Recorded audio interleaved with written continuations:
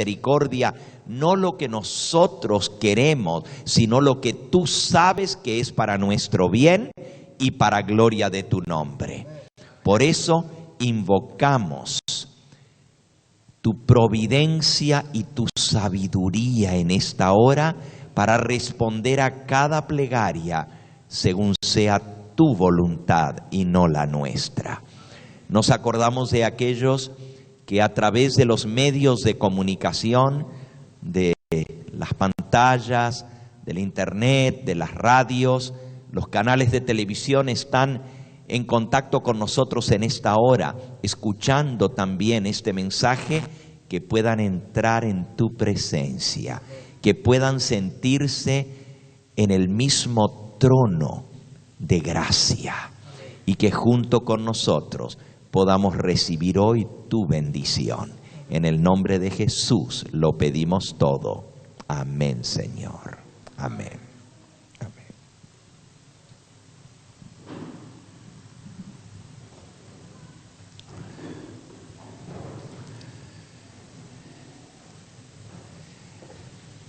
No olviden traer sus carpetas cada día para poder recibir las próximas lecciones. Ya esta noche estamos entregando los próximos 10 temas ya listos. Solo nos faltaron las preguntas para repasar cada tema.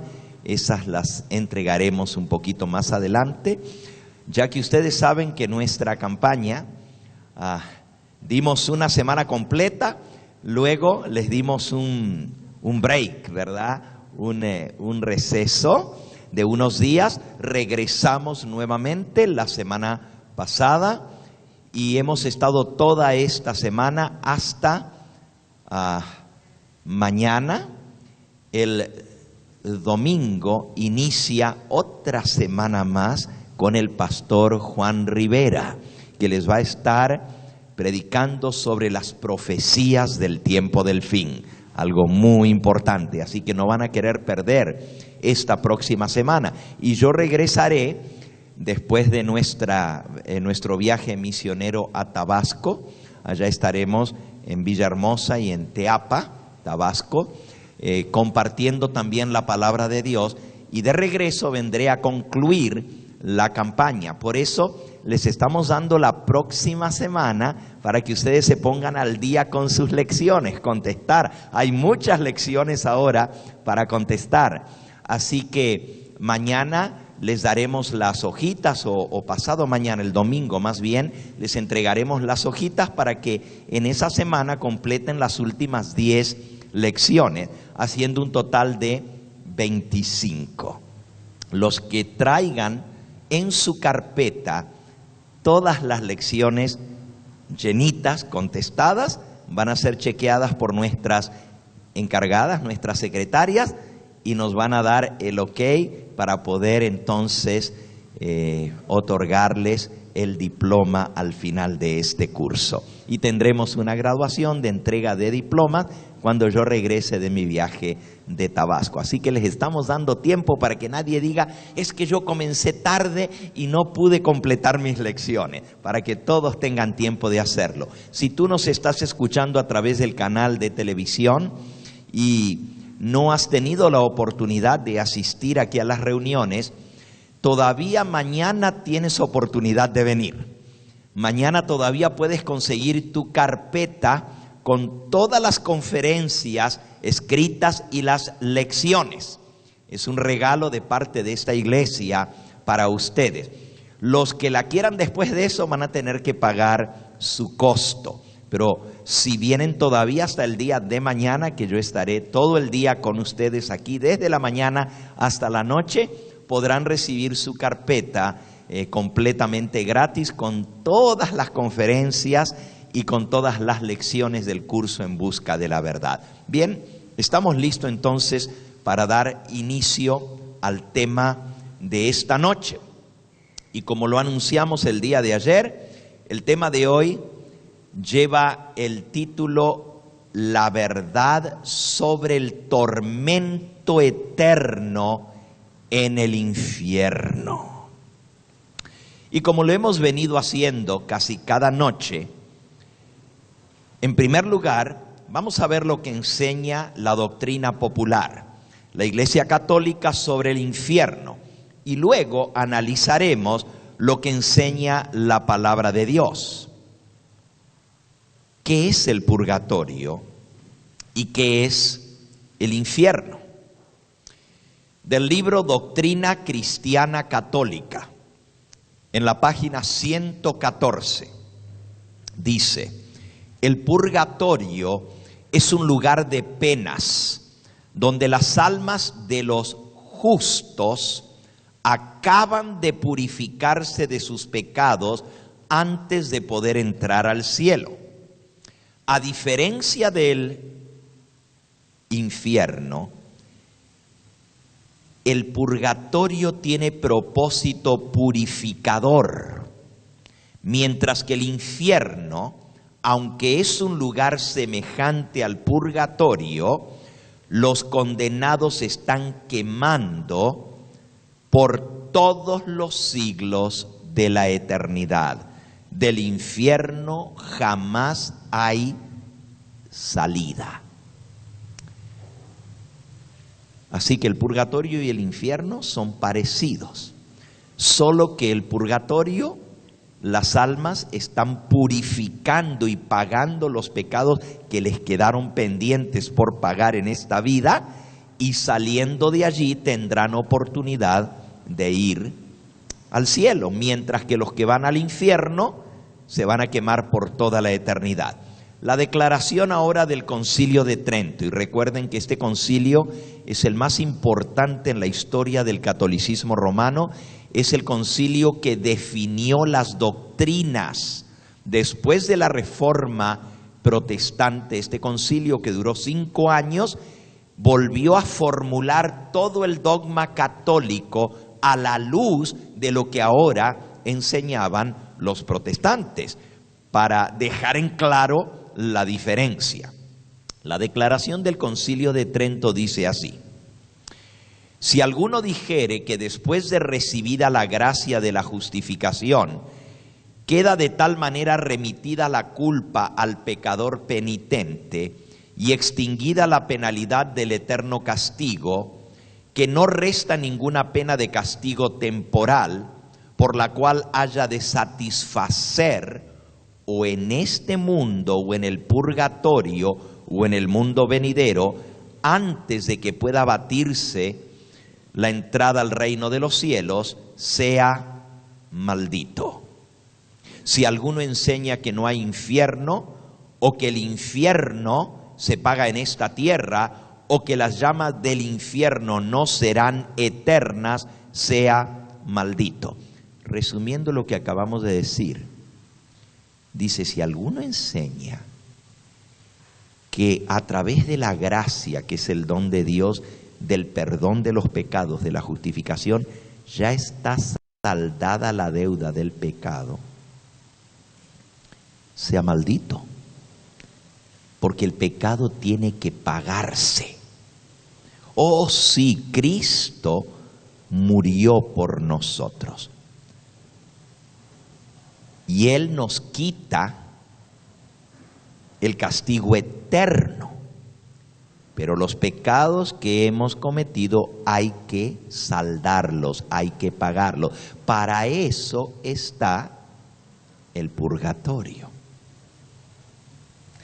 Eso es lo que decía la primera parte del Concilio de Trento, y la segunda parte decía que el que crea que no hay infierno, o que diga que el infierno no son llamas eternas, sea condenado, sea maldito. La enseñanza católica está sintetizada en el libro Topografía del Infierno, del sacerdote católico Manuel de Aimonetti. Y en este libro, que yo tengo copias del libro, Topografía del Infierno, hay algunos diagramas o esquemas.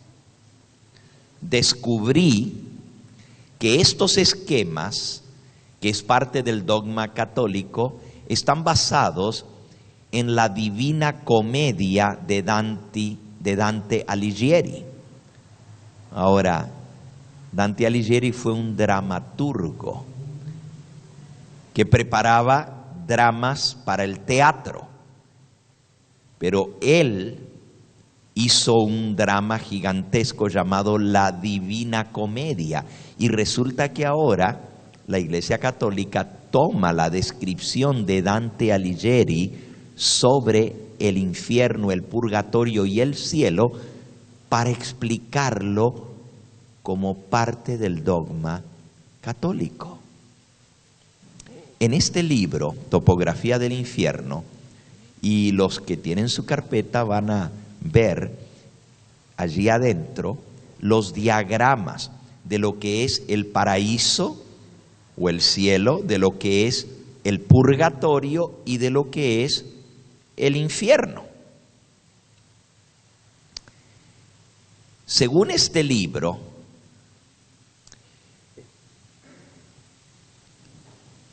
se describe el centro del universo, o sea, muestra dentro del centro del universo, debajo de la tierra lo que es el infierno y arriba de la tierra lo que es el cielo. Habla de un paraíso terrenal, que es el purgatorio, y de un paraíso celestial, que son 10 cielos, ya no un cielo, sino 10 cielos. El universo entonces está dividido en 3 partes.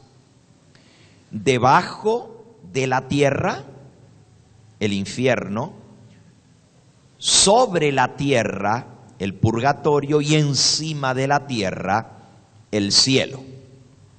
10 cielos. El primero es el cielo de la luna, el segundo el cielo de Mercurio, el tercero el cielo de Venus, el cuarto el cielo del Sol, luego el cielo de Marte, el cielo de Júpiter, el cielo de Saturno, el cielo de las estrellas fijas, el cielo cristalino, que es el 9º cielo, y entonces el 10º cielo, que es el empíreo, donde está la rosa de los bienaventurados y los 9 círculos angelicales. Bien complicado, un montón de cielos, y todavía encima el 10º cielo tiene 9 círculos que son los círculos angelicales, porque hay 9 niveles de ángeles según la doctrina católica. Sobre la tierra, pero tan solo abajito de la tierra, en un pozo, está el purgatorio, que también tiene 7 esferas. La primera esfera es la de los penitentes tardíos, o sea que se arrepintieron pero muy tarde. Luego viene el purgatorio para los soberbios. Tercero viene el purgatorio para los envidiosos. Luego el purgatorio para los iracundos, los enojones. Luego el purgatorio para los apáticos. Luego el purgatorio para los avaros. Luego el purgatorio para los golosos o glotones. Y luego el purgatorio para los lujuriosos, con inclinaciones sexuales. En el purgatorio están las esferas del aire y las esferas del fuego. Algunos pagan sus penas con castigos corporales en el purgatorio del aire. Otros, en el purgatorio de fuego, pagan sus penas por medio de la purificación del fuego. Recuerden que todo esto está como en un pozo en la tierra, pero está sobre la tierra y ocupa también parte del aire. Ese es el paraíso terrenal o el purgatorio. Ahora, el infierno también está dividido en varias partes. La parte de más arriba del infierno se llama el vestíbulo o entrada al infierno. Y luego viene la primera parte del infierno que se llama el limbo. Esto es según este libro católico. Recuerden que últimamente el Papa Benedicto XVI dijo que el limbo no hay, es una idea filosófica, pero no es un lugar específico. Sin embargo, la Biblia enseñó por más de 1000 años, no la Biblia, la doctrina católica enseñó por más de 1200 años la existencia del limbo. Hoy en día ya dicen que no es dogma católico. Sea como fuere, en este libro dice que la primera parte, el vestíbulo del infierno, se llama el limbo, en el cual no se sufre ni se goza. Simplemente es oscuridad eterna, prisiones eternas para todos aquellos que murieron sin ser bautizados como niños inocentes. La primera parte del infierno, después del limbo, es para los lujuriosos. Después vienen los glotones. Luego sigue el infierno para los avaros, el infierno para los iracundos, los melancólicos, luego el infierno para los heresiarcas, y a estas 6 partes del infierno se le llama el alto infierno. Es para los incontinentes que no pudieron refrenar sus apetitos. En esta sección del infierno, los castigos son menos severos. Son los que no pudieron aguantar sus deseos. Por eso ahí están los lujuriosos, los glotones, los avaros, los iracundos, etc. La segunda parte del infierno es para los que cometieron violencia y bestialidad. Aquí es el infierno de los homicidas y ladrones, el infierno de los suicidas y el infierno de los blasfemos, de los homosexuales y los usureros. Esta es una parte más profunda en el infierno. Y luego viene la parte más baja del infierno, que se le llama la fosa maldita. Y esta parte es para aquellos que por toda la eternidad se estarán quemando. El infierno es como un cono.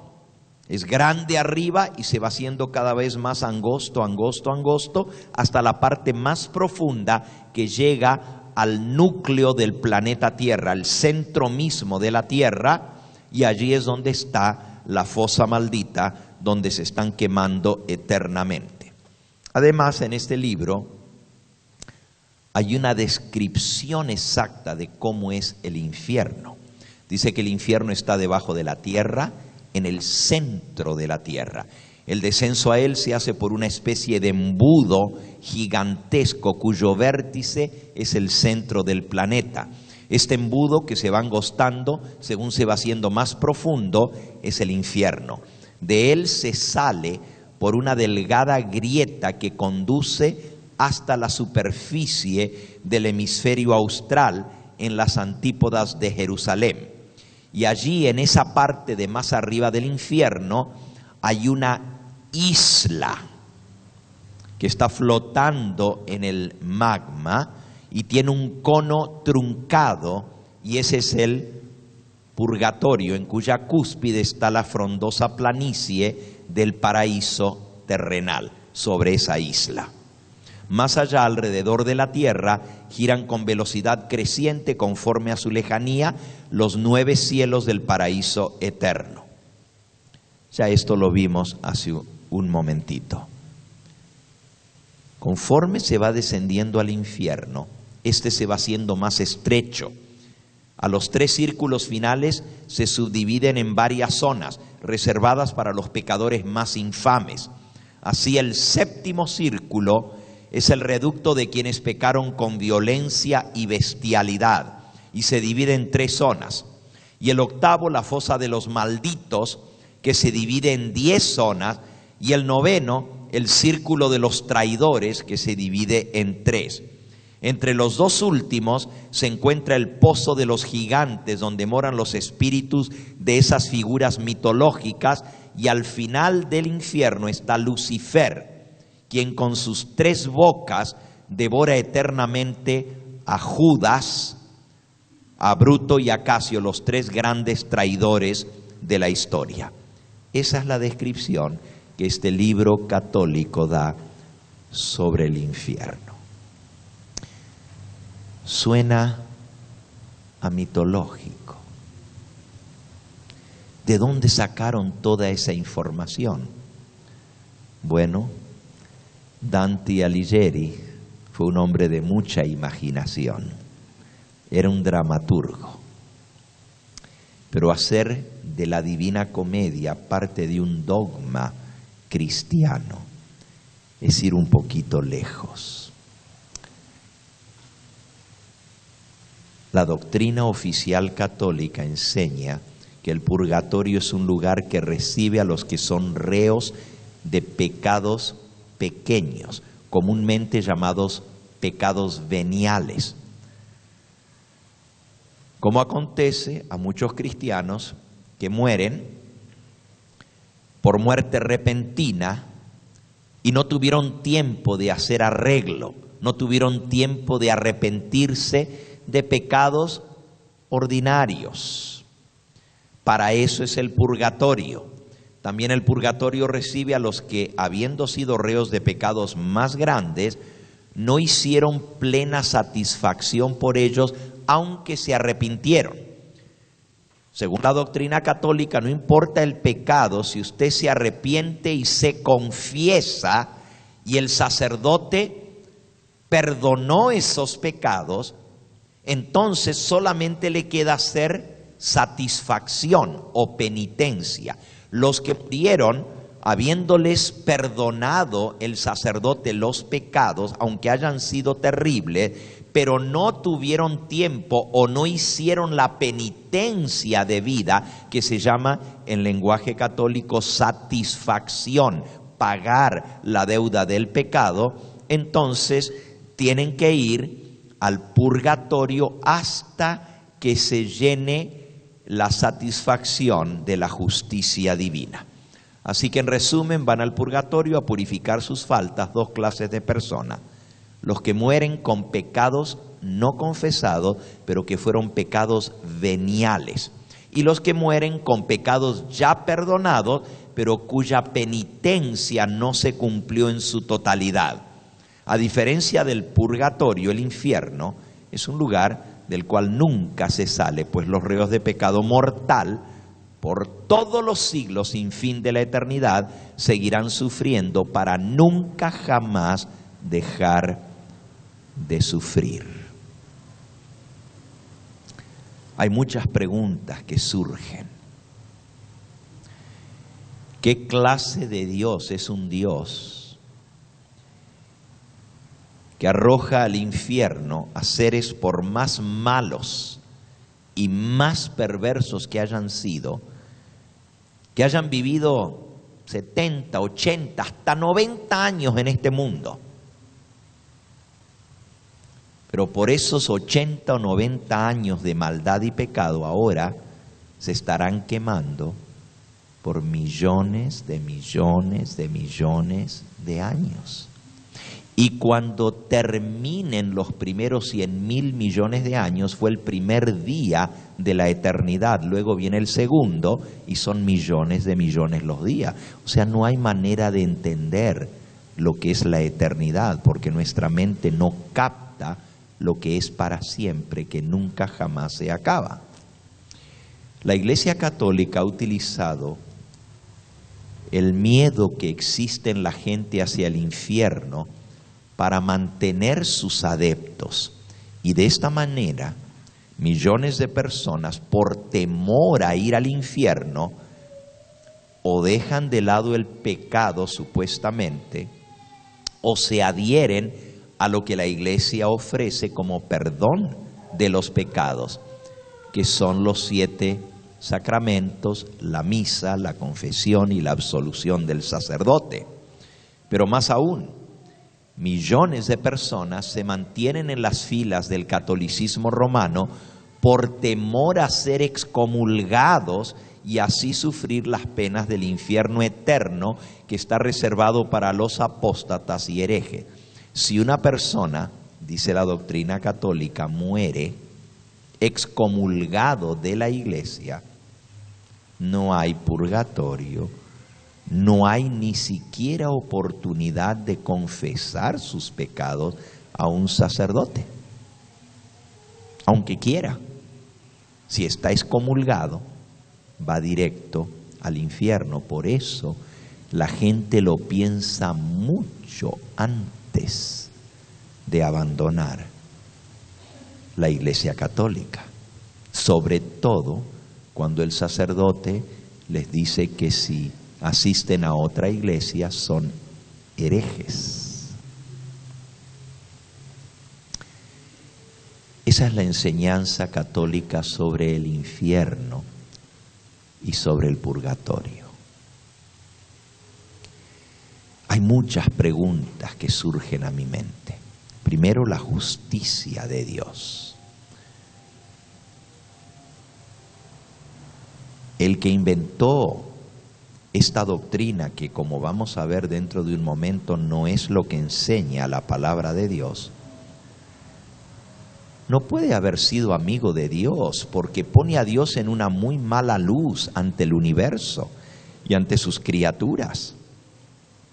Un Dios que se goza en el sufrimiento de criaturas por toda la eternidad, que Él mismo los creó.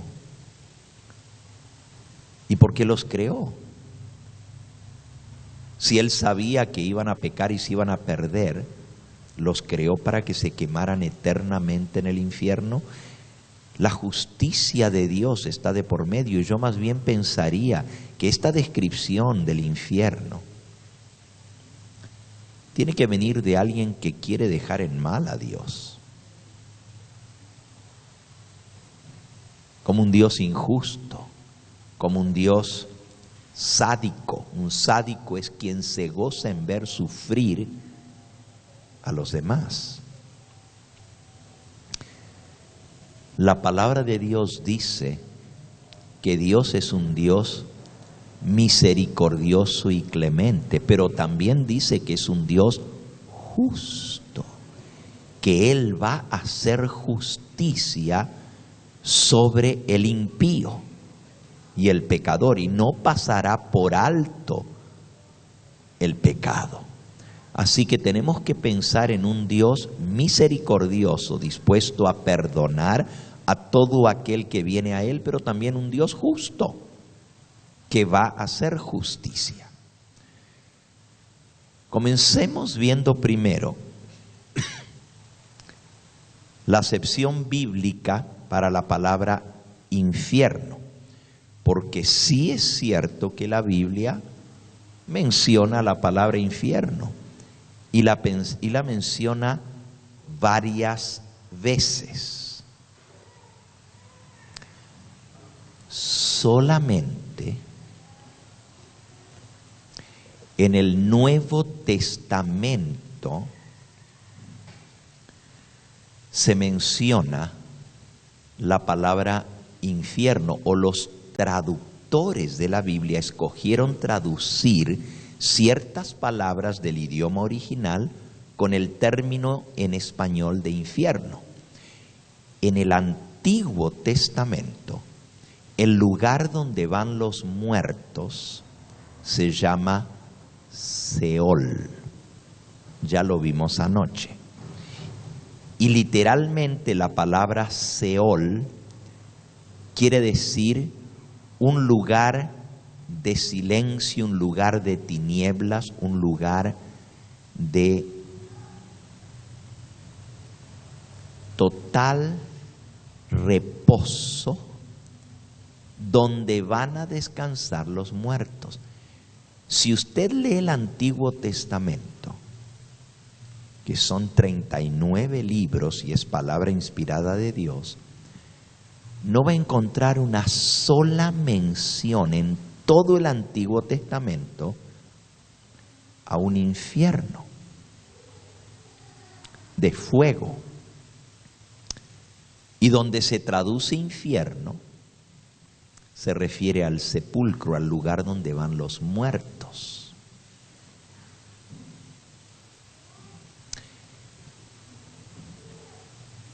habiendo dicho esto, en el Antiguo Testamento no vamos a dilucidar lo que es el infierno. En el Nuevo Testamento, que son 27 libros, hay 3 palabras en el idioma griego que los traductores de la Biblia al español la tradujeron con el vocablo infierno. La primera palabra es Gehenna. Gehenna. Con una H entre medio, entre las dos E. Gehenna. En griego. Y esa palabra aparece 12 veces en el Nuevo Testamento. Y se refiere al lugar donde los malos serán quemados. Sí hay un infierno de fuego mencionado en la Biblia. En el Antiguo Testamento también se habla de un lugar donde los impíos van a ser quemados, solo que no se le llama infierno. En el Antiguo Testamento. En el Nuevo Testamento sí se tradujo 12 veces con la palabra infierno. La segunda palabra que se traduce por infierno en algunas Biblias,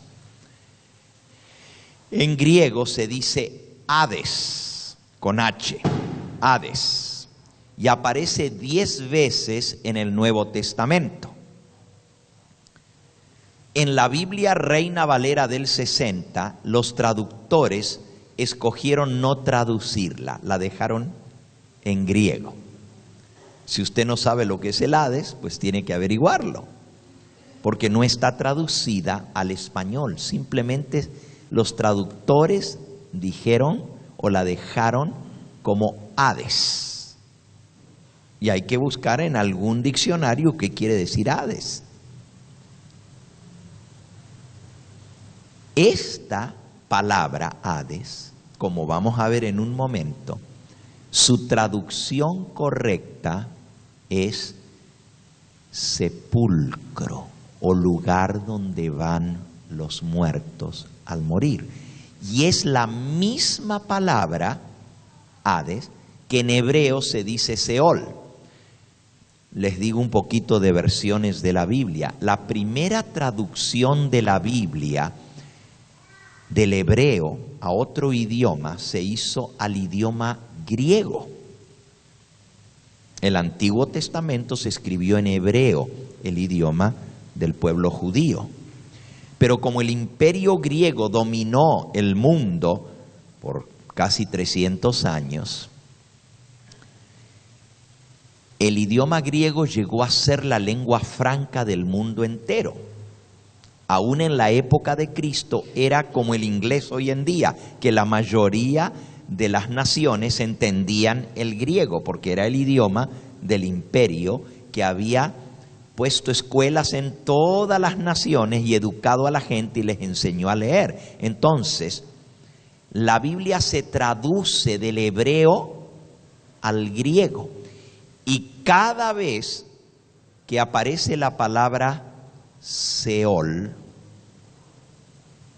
en el Antiguo Testamento, la tradujeron con la palabra Hades. Hades. Ya vamos a ver en un momento de dónde viene el problema. Porque al traducirla al griego no hay ningún problema. Seol es Hades, lugar donde van los muertos. Sepulcro.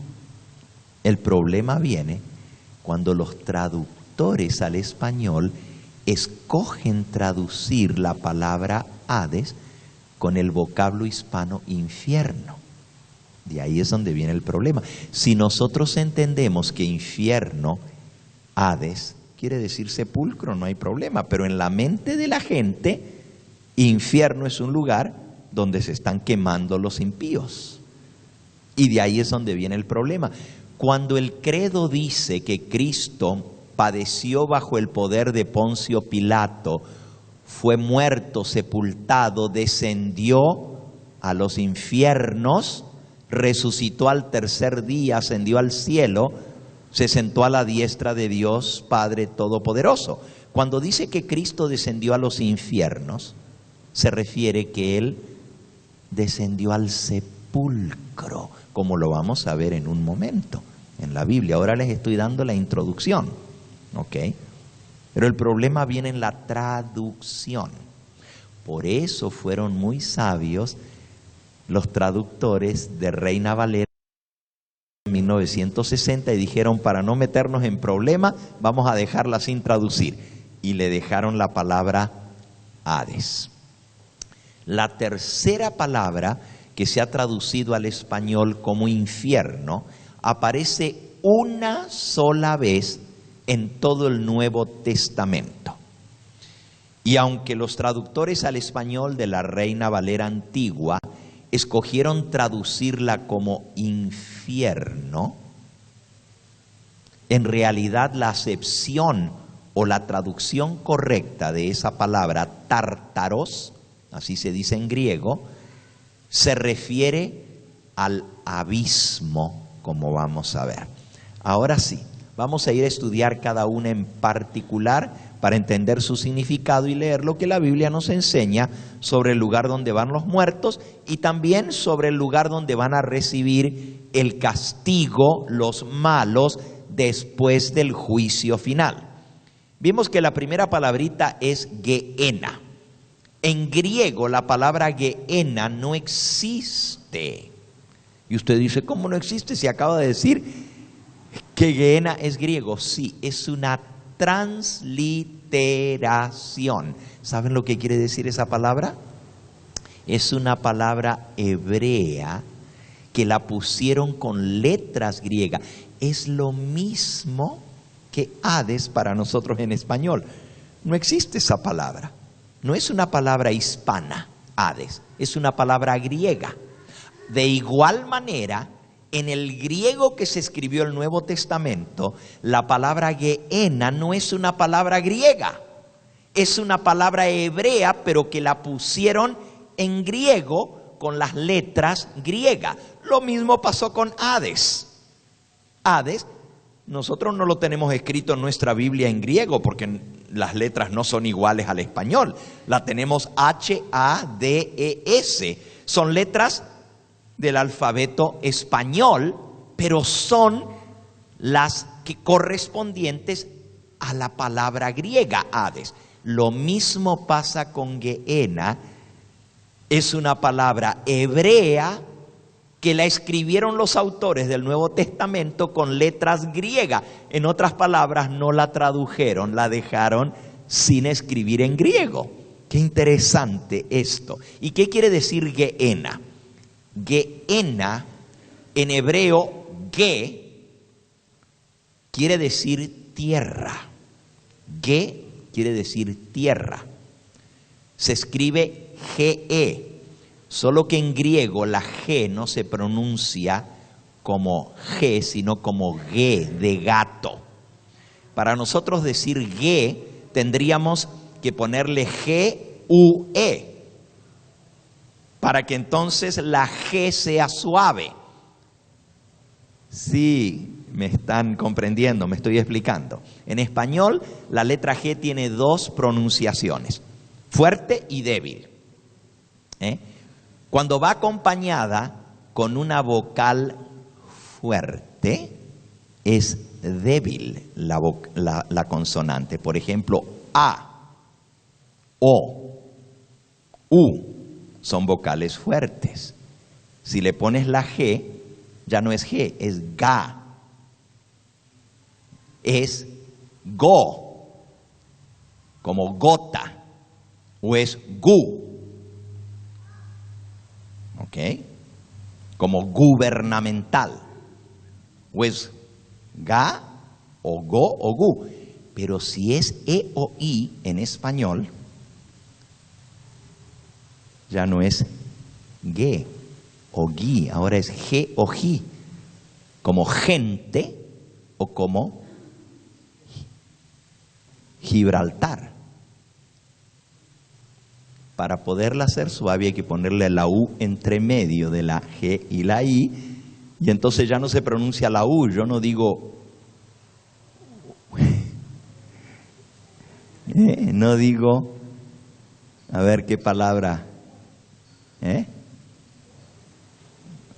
güem, o sea, bueno, ustedes me están entendiendo, me sale ahora una palabra, por ejemplo, sí, no, güero es, hay que ponerle los diéresis arriba, si no es guero, ¿verdad? Si no tiene los dos puntitos arriba de la U que se llama diéresis, que es güero, tendría que ser guero la pronunciación, ¿verdad? Ok, pero esto no es importante, solamente les digo que la palabra ge, que se escribe ge, no gue, es con la pronunciación ge de gato. En hebreo, ge se dice ge y quiere decir tierra. En español, de ahí viene el vocablo geología, estudio de la tierra. Geología. ¿Ok? Ge es tierra. Y luego, Gena, porque lleva H, Gena, quiere decir tierra de Gena. ¿Y quién es Gena? Es un lugar cerca de Jerusalén que se llamaba el Valle de Ginón. Valle de Ginón. O sea que la traducción de Gehenna literalmente sería tierra de Ginón. Gena es el plural, Ginón es el singular. Tierra de Gehenna, tierra del Valle de Ginón. Y usted dice, bueno, ¿qué quiere decir esto? ¿Qué es Gehenna? Al sur de la ciudad de Jerusalén, allá en la tierra de Palestina, hay un valle que se llama el Valle de Hinón.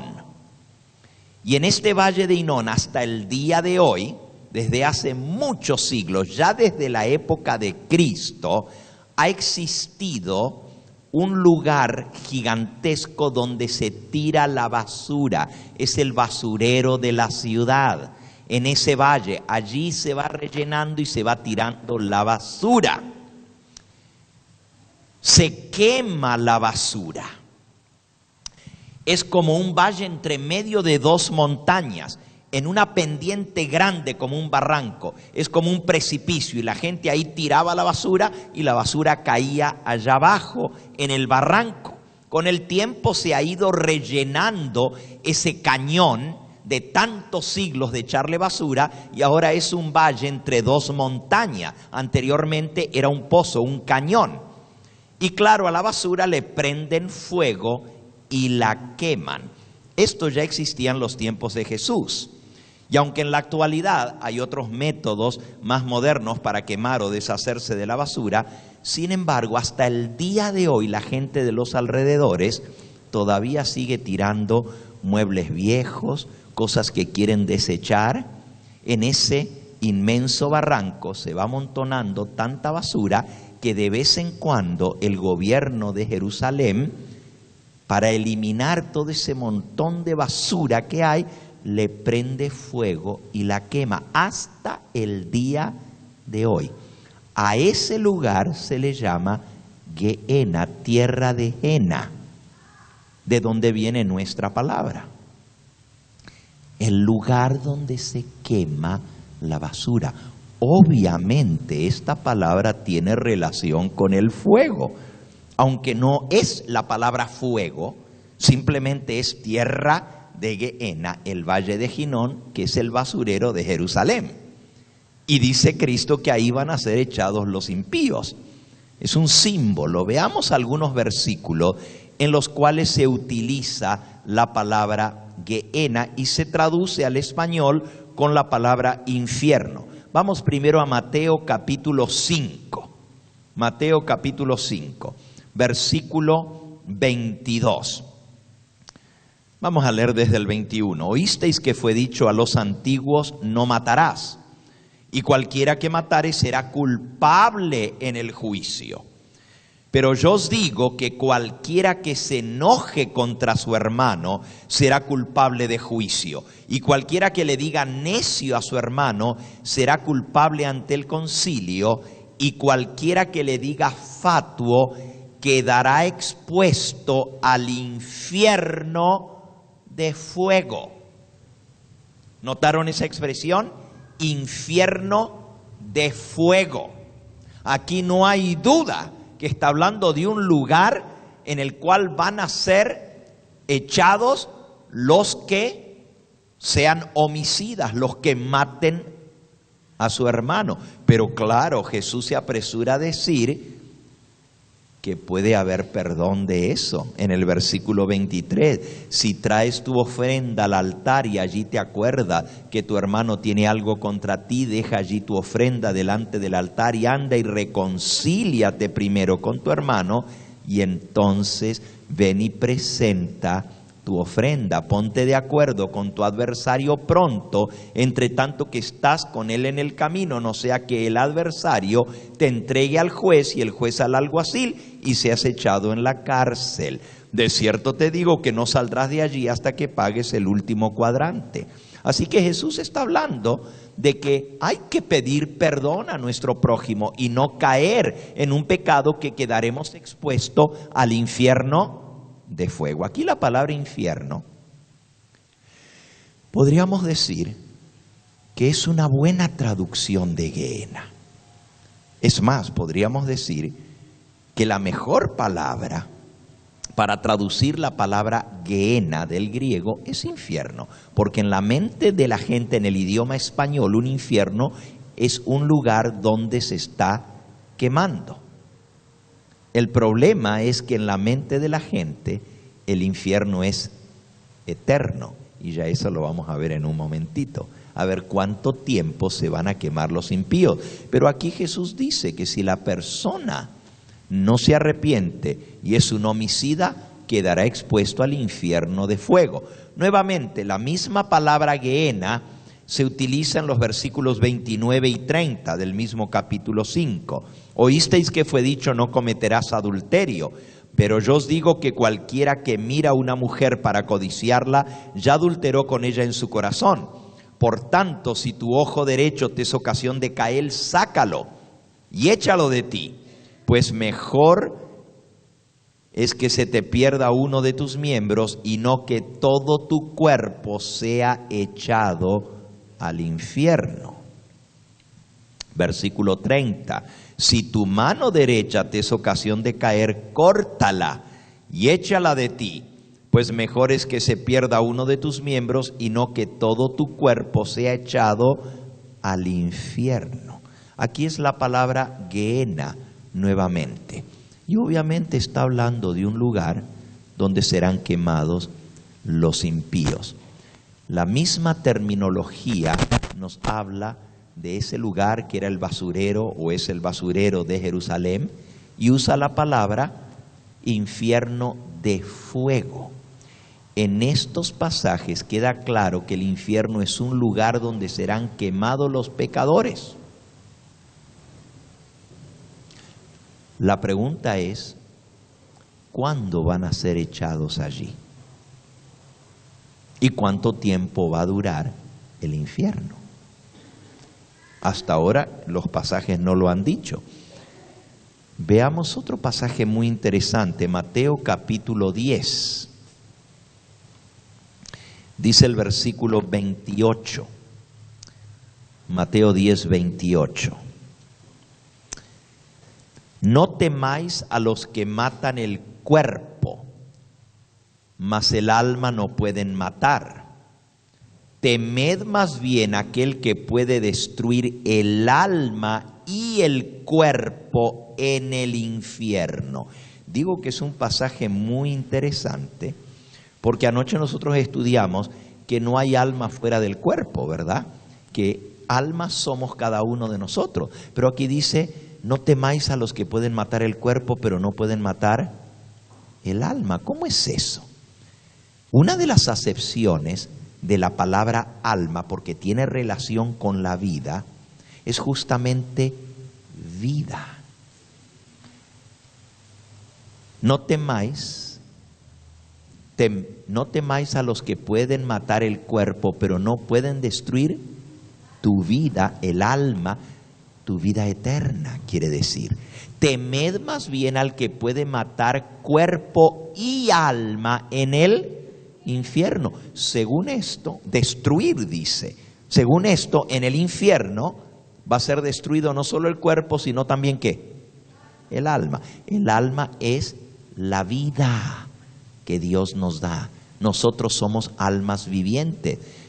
Este es un versículo muy interesante y nuevamente aquí está hablando de que van a ser destruidos en el infierno.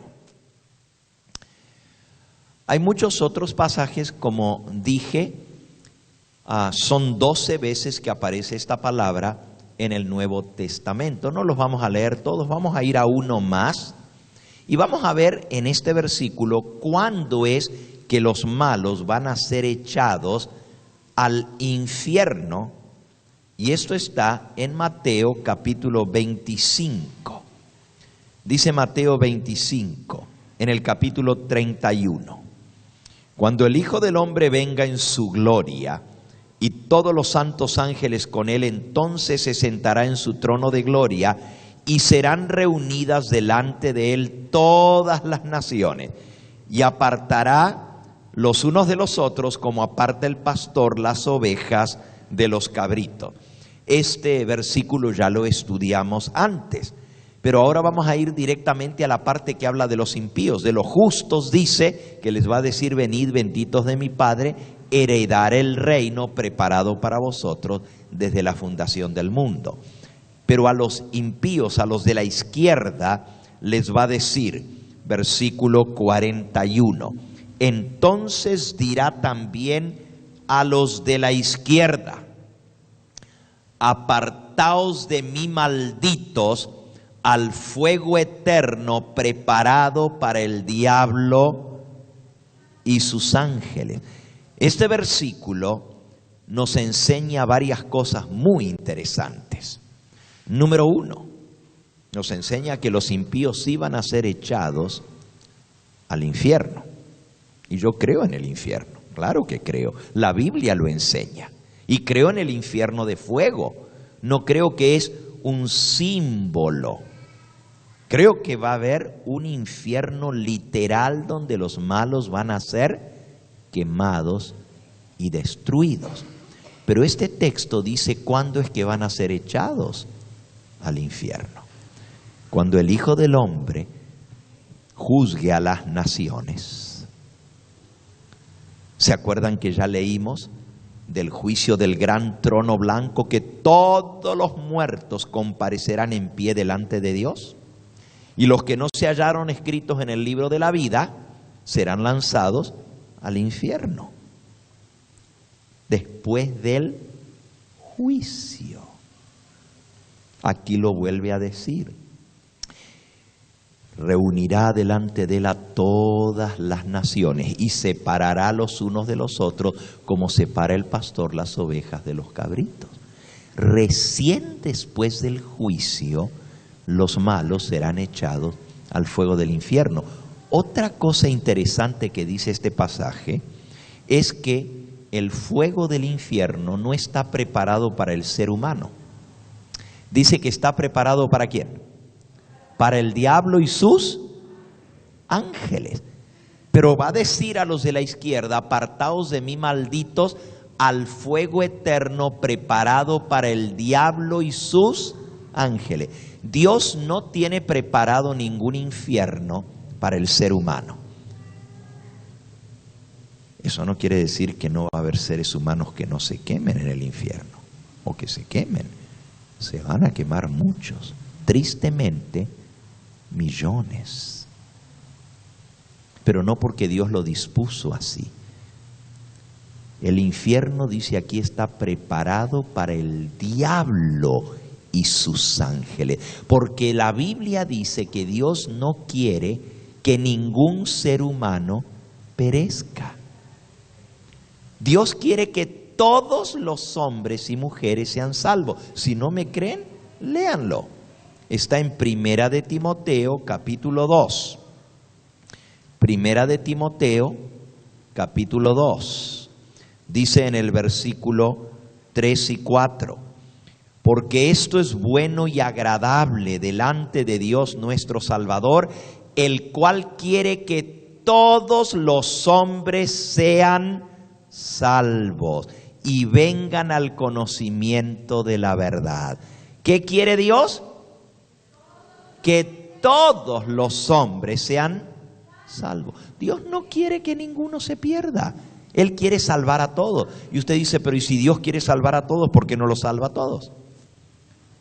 Porque Dios respeta la decisión y el libre albedrío de cada persona. Él nos dio libertad de escoger. Y la Biblia dice en Deuteronomio capítulo 30, mira, yo he puesto delante de ti hoy la vida y la muerte, la perdición y la salvación. Escoge pues la vida para que vivas. Eso es Deuteronomio capítulo 30, versículo 15 y versículo 19 lo vuelve a repetir. Dios respeta la elección, la decisión y el libre albedrío de cada individuo. Él va a salvar a los que quieran ser salvos, a los que acepten el don de la salvación, porque ya hemos estudiado que la salvación es un don de Dios. Por gracia sois salvos, por medio de la fe, y esto no de vosotros, pues es don de Dios. La salvación es un regalo que Dios ofrece, y Él compró la salvación, no es gratis.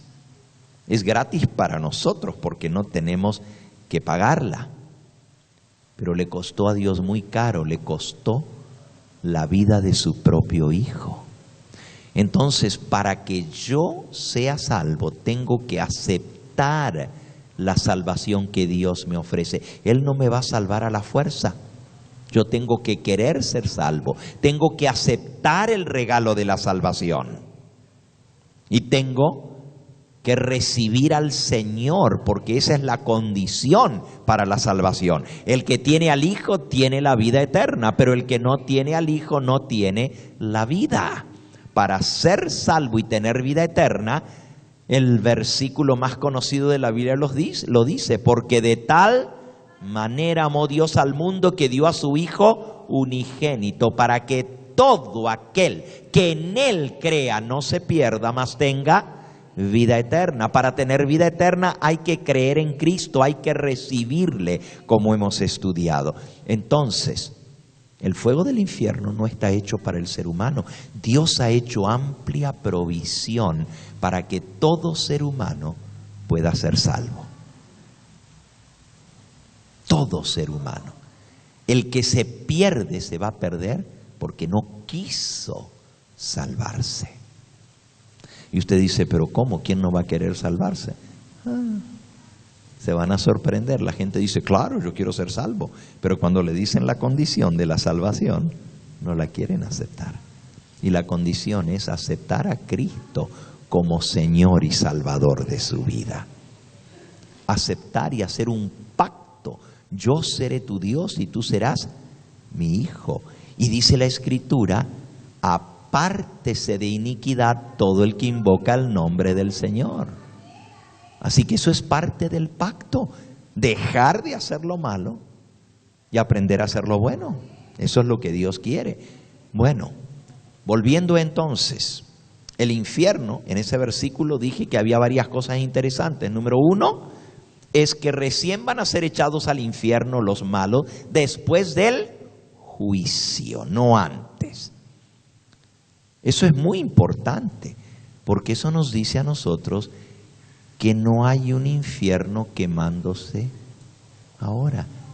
No hay un lugar donde los impíos estén quemándose ahora. ¿Por qué? Porque aún no ha venido el día del juicio. La palabra de Dios dice que Cristo va a venir a juzgar a los vivos y a los muertos. Y en ese momento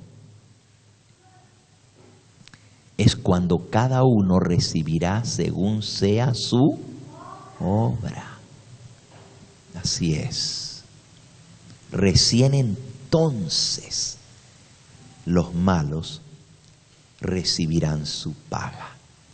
Vamos a leerlo una vez más para que nos quede claro. Vamos al libro de Apocalipsis, al capítulo 20. Apocalipsis capítulo 20. Dice el versículo 11. Y vi un gran trono blanco, y al que estaba sentado sobre él, delante del cual huyeron la tierra y el cielo, y ningún lugar se encontró ya para ellos. Y vi a los muertos, grandes y pequeños, de pie delante de Dios. Y los libros fueron abiertos. Y otro libro fue abierto, el cual es el libro de la vida. Y fueron juzgados los muertos por las cosas que estaban escritas en los libros, según sus obras, los que había en él. Y la muerte y el Hades entregaron a los muertos que había en ellos, y fueron juzgados cada uno según sus obras. Y la muerte y el Hades fueron lanzados al lago de fuego. Aquí no usa la palabra infierno, Gehenna, simplemente le llama el lago de fuego. Esta es la muerte segunda. Y el que no se halló inscrito en el libro de la vida fue lanzado al lago de fuego. Ahora, amigos, claro que la Biblia enseña un infierno. ¿Cómo dice?